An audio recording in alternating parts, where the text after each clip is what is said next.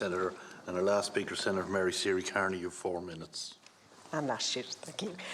Minister, thank you very much. I want to begin by paying great tribute to Senator Lynn Ruane and all of the work that she's done. She and I are both chairs of drugs task forces, and I asked her for a reading list at one stage of things that she thought I should be educated on that would make me a better chair of the drugs task force, and she led me down a route that has been fascinating and very educational. I've read books by Gabor Mate, in the realm of the Hungry Ghosts, and one in particular by Darren McGarvey, which is The Social Distance Between Us, in which he has a whole chapter that analyses the cause of drugs and looking at that and the concurrence of social deprivation. And one of the things that he says, while the causes remain disputed and continue to baffle many, people from the poorest communities are 18 times likelier to die of drug-related death than those from more affluent areas. Now, he's talking about Scotland, and he's Scottish.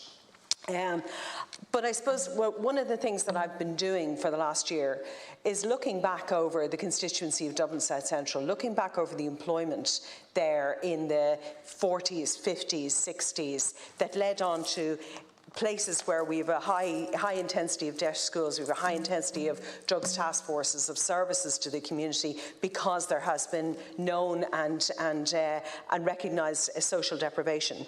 But if you look back in the likes of Inchicore, Rialto, Dolphins Bar and Ballyfermot, you go back over the history of that, there was huge employment from Guinness's, from Rowntree's, from Semperit Tyres, from Glen Abbey, in Dublin Corporation alone, in their housing department, in their waste management, in their just general housing management department, there was massive employment. And then suddenly there wasn't. Then these places closed down. Then there was generation after generation of unemployment for now decades and decades. Then we had the blight of Christie and Larry Dunn, coming into those areas, filling them with heroin and wiping out whole generations of youth in the 80s. And then all of their successors that have preyed upon these communities. So I suppose my hope in the citizen, I know a lot is about what we decriminalise and where we do, and I have huge sympathy in that. We need to look at not criminalising those who are the most vulnerable, and instead looking at supporting them. And I really welcome the meeting you held with the chairs of the Drug Task Force yesterday. There was great hope at the end of that meeting, and throughout it, and anticipating it, to be fair.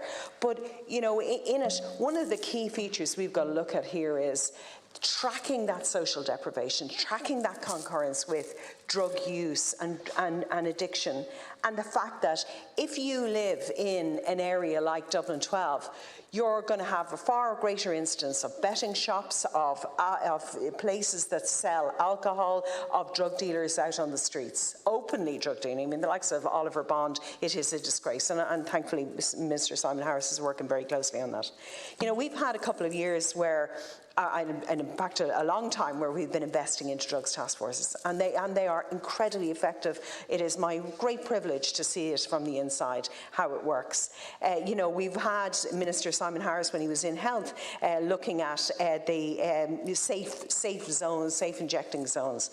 But I suppose one of the things we've got to include people and have a huge respect for the dignity and humanity of people that are blighted by addiction. And I just want to read a short paragraph from this book because it's very powerful.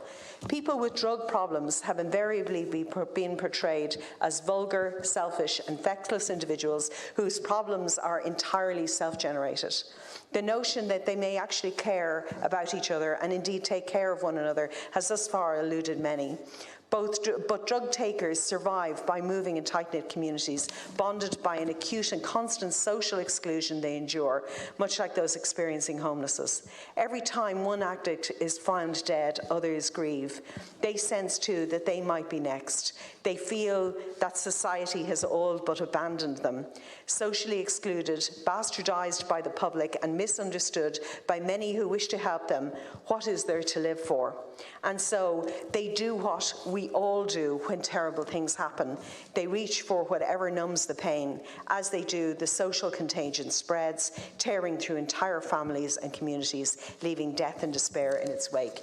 My hope for the Citizens' Assembly is that we will have a tracking of that concurrence of social deprivation, of drug use, of those who are most vulnerable. I'm not talking about the recreational use. I'm with Simon Harris 100%. If you choose to take drugs recreationally, you deserve all that follows from that, because you are feeding money into crime land and crime lords. But people in social deprivation get into numbing the pain of being excluded, numbing the pain of not having equality, and numbing the pain of needing for us to have a just society. We have to have an equality that has positive discrimination in favour of these communities, and that's what I hope will come out of this: a positive examples and insights into where we should be targeting and supporting more the support of those in those communities who are most vulnerable to being preyed upon by drug lords. Thank you very much.